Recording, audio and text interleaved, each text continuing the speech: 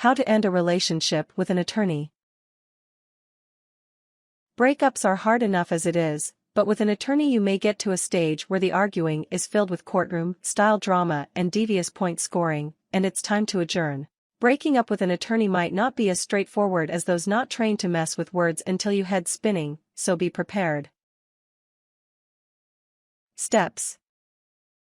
1. Plan the breakup surreptitiously, quietly even. With an attorney, there is a risk that he or she will have you on the floor in tears discussing the definition of breakup, because he or she thinks of you in the genitive case, in which case the term breakup would have no meaning. So the first step is to not mention it, and do the unmentionable in disguise.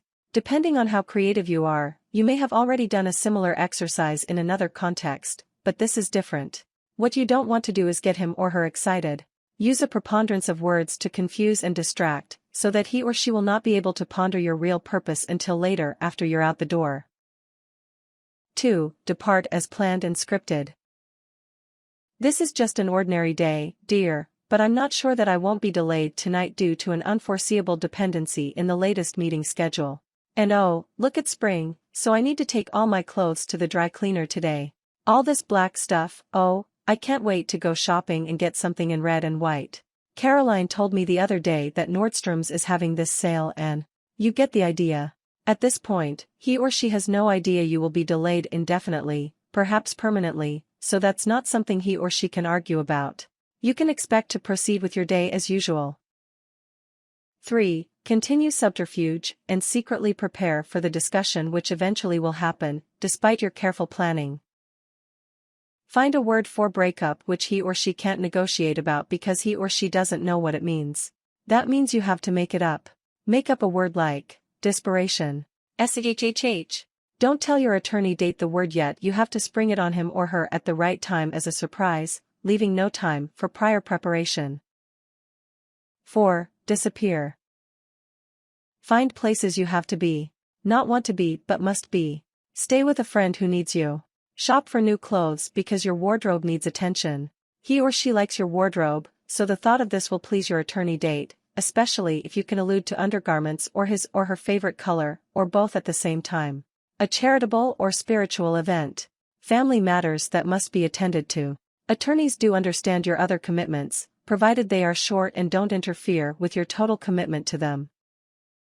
5. Plan for a second party to be present at the inevitable day of reckoning. That way he or she knows that you know that they know what you actually say. And you know that he or she knows that they know what he or she actually says. 6. Host the final event in a neutral location, such as a counselor's office, a restaurant, or a park bench. Tell your story and stick to it.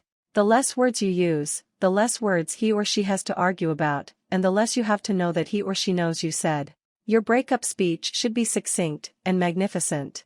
Look him or her in the eye, pause significantly, and then sweep out haughtily, leaving him or her speechless in admiration, and burning left brains on what is the right question to ask. Suggestion: with this final act of desperation, I am hereby regaining my lawful state of peaceful solitude whereby solicitors are not welcome, and the private entrance has been sealed.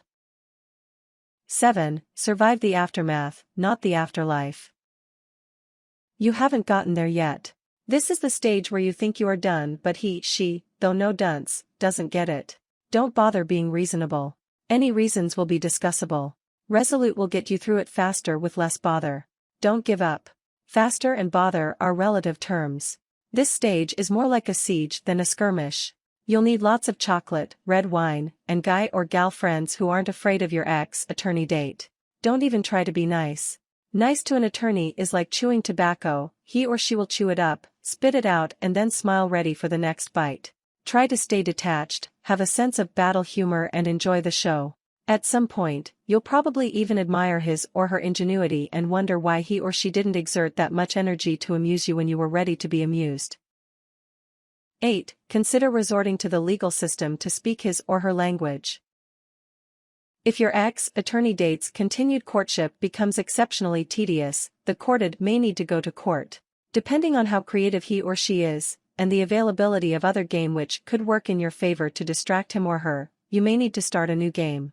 Don't waste any time outs, and remember, if you were a betting person, Who would you put money on to win a match with a tennis pro?